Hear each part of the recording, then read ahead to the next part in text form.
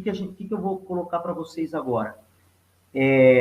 Eu vou dar exemplos de duas metodologias que a gente pode estar utilizando quando a gente convive com falta de material.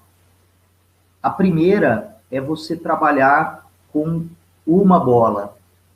Então, gente, eu vejo assim, a gente que está no futsal e de repente tem, depois de muito tempo, claro, a gente tem algumas, não é nem privilégio, seria assim, é o correto. A gente tem uma estrutura física muito boa, de muita qualidade, tá? Hoje eu não posso reclamar da estrutura que eu tenho nos meus trabalhos como treinador de futsal e acompanho muitos treinadores que têm uma estrutura. Se a gente pegar, por exemplo, alguns treinadores hoje da Liga Paulista, da Liga Nacional, do sul do Brasil, de alguns países da Europa, é uma estrutura fantástica, fantástica mesmo.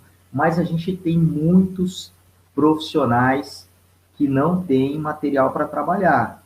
Então, às vezes, não adianta a gente ficar aqui trazendo metodologias que você precisa de tecnologia, precisa de uma estrutura física milionária e de recursos materiais que, em termos de percentual, uma minoria vai ter acesso. Realmente a gente faz com que o futsal fique aí um pouco estagnado, porque o que adianta eu trazer algo que o treinador não vai conseguir fazer? Então, a ideia de trazer isso, esse tipo de problema, é justamente fazer com que as pessoas consigam superar isso. Como eu disse, não é o ideal, mas a gente vai ter que trabalhar de alguma maneira. Então, o treinador tem uma bola, tudo bem? Eu vou trazer algumas sugestões aqui.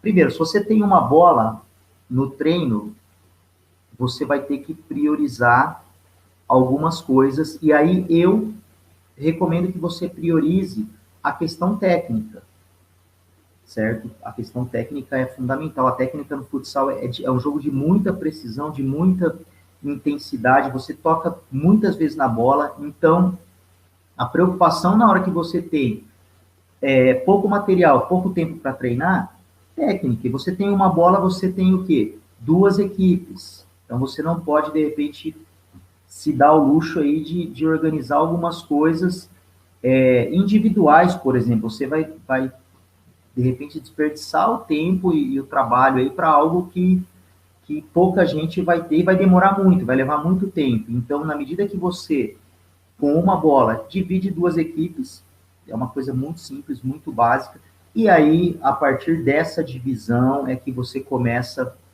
a mostrar que é possível, mesmo com uma bola, você realizar um trabalho de qualidade. Eu trouxe aqui, por exemplo, tem um jogo com um toque.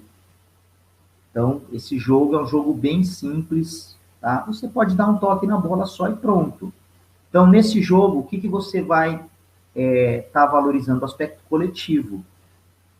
Coletivo. Então, fica difícil para você, de repente, você tem que, o aspecto cognitivo é muito valorizado, porque você só tem um toque. Então, a bola chegou, eu preciso saber para quem que eu vou passar, certo? Você tem uma troca no início, principalmente, vai ter muitos erros e vai ter muita troca. Então, a bola está com uma equipe, o atleta erra, passa para outra equipe, e dentro disso você começa a trabalhar o quê? A recuperação. Então, você perdeu a bola, você tem que ir lá e recuperar. Então, já são aí, além da questão cognitiva, da questão de você antecipar, de repente, o que você vai fazer, já entra a questão de marcação que a gente vai falar mais para frente. Então, realmente é algo que dá para fazer e você pode, tá, um jogo de dois toques é um jogo muito intenso também. Finalização, você vai treinar também, porque na hora que você estiver próximo ao gol, você não tem como dominar, uma regra, certo? E lembrando que essa regra, ela está imposta, gente, não por questões didáticas, pedagógicas, metodológicas, é uma regra que o treinador ele só tem uma bola, então ele está sendo obrigado naquele momento a traçar algumas estratégias, tá? Que fique bem claro, isso é uma opção em função do recurso material que ele tem naquele momento, certo? Detalhe, todo mundo vai participar, certo? Então, se você tiver esse momento aí com 14 atletas, vai ter um jogo de 7 contra 7. Tá? Se quiser usar os goleiros também, 6 contra 6 mais os 2 goleiros, certo? 2 toques. Então, aqui já entra a questão, você começa a trabalhar partes do jogo. Então, que parte que você acrescentaria com os 2 toques? Continua com as 2 equipes, apenas uma bola. O domínio. Então, na hora que você coloca os 2 toques, traz um pouco mais em relação a um toque de tranquilidade para o jogador, porque ele pode dominar a bola e organizar o passe. Então, já fica o jogo um pouquinho mais organizado. Os erros aqui diminuem mais. Então, aqui o jogo já... Como os erros diminuem, você tem que correr mais para recuperar, porque aí você não vai receber a bola como um toque só. Muitas vezes a bola vem para a sua equipe, o atleta erra. Quando você coloca um toque, a diferença já muda, o jogo fica bem diferente em relação aos erros, e aí a marcação precisa ter muito mais atenção, e você começa a trabalhar mais o sistema de defesa. 2 toques com o domínio com a sola do pé livre. Então, seria um terceiro toque caso você domine com a sola do pé. Se o atleta não dominar com a sola do pé, ele tem mais um toque só. O que eles vão pensar?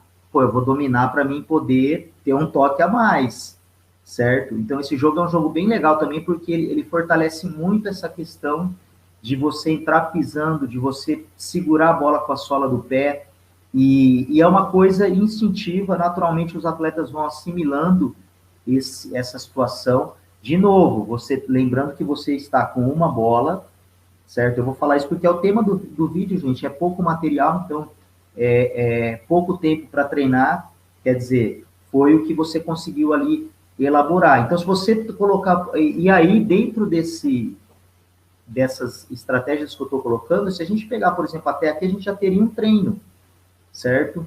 Então, você poderia fazer 10 minutos aí com cada um toque, 2 toques, 2 toques mais a sola do pé livre, certo? Você teria praticamente aí uma sessão de treino aí já de 30, 40, 50 minutos, dependendo do tempo que você coloca.